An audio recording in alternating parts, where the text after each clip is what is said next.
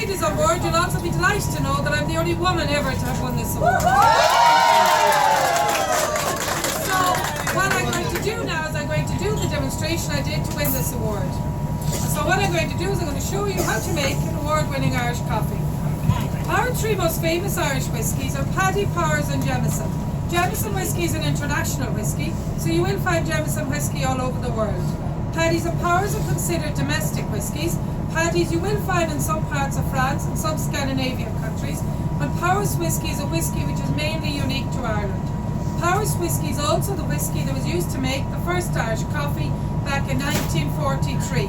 It's a spicier, peppier whisky, and the spicier, peppier flavour makes Powers whisky an ideal whisky for Irish coffee, or for a matter of fact for any Irish drinks, hot whiskies or hot toddies. So I'm now going to give you the history of Irish coffee. In October 1943, there was a transatlantic flight and it left Foynes, which was the airport at the time, and it was going to America. Now it was a very bad night, so about 10 hours into the flight, the pilot made the decision to return the flight to Foynes. The restaurant in the airport was owned by a guy called Brendan O'Regan, and Brendan O'Regan's head chef was called Joe Sheridan. So Joe Sheridan decided to make the passengers some coffee to warm them up. Then he decided to liven their spirits. He put a shot of whiskey into each glass. And while they were drinking it, one of the passengers said to him, "Hey buddy, is this Brazilian coffee?" And he said, "No, that's Irish coffee." So it was as simple as that in October 1943 that the first Irish coffee was made. So I'm now going to show you how to make an award-winning Irish coffee. So you always make Irish coffee in a glass. So you heat your glass, you put a metal spoon into the glass and you put in some boiling water. Your metal spoon stops your glass from cracking. When your glass is hot, you throw out your water. Then you put in 2 teaspoons of brown sugar. Now I think in the States you call this raw sugar. This is our brown sugar, okay? So 2 teaspoons of brown sugar. Now a lot of recipes tell you to put in your whiskey next, but we always put in our coffee next because your coffee is hot. And it's very important to get your sugar dissolved at this stage.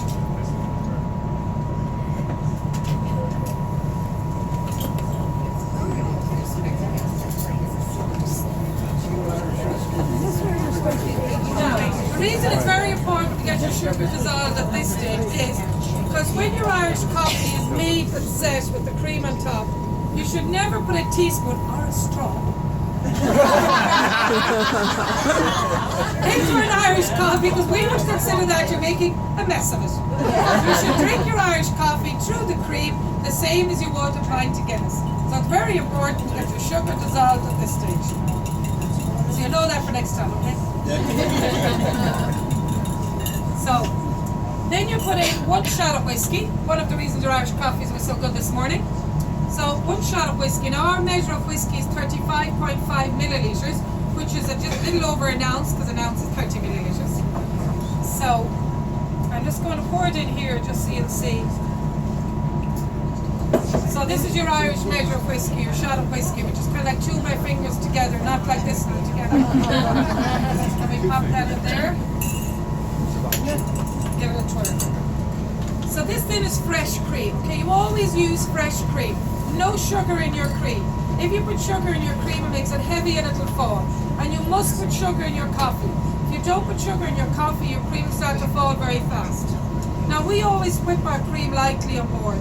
And once you whip it lightly, you can just spoon it on.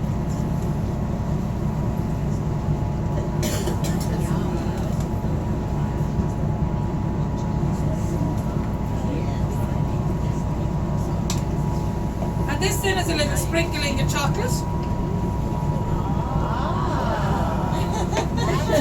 So there is your Irish coffee.